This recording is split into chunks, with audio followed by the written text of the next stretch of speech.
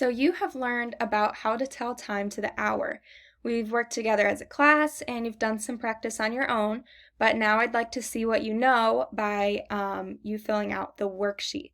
So there's two different worksheets, but you're only going to do one of them.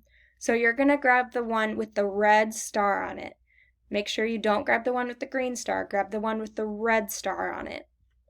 When you get the worksheet with the red star, put your name at the top and you can get started. The first two questions show a clock and you have to write what time is showing.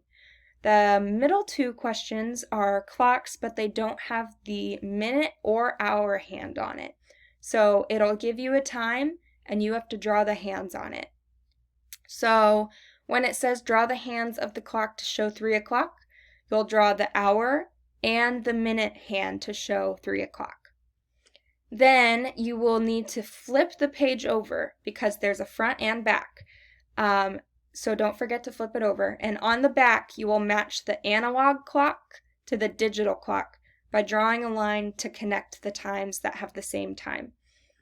When you are all done, make sure you double check your name is at the top and then you can put it in the homework basket.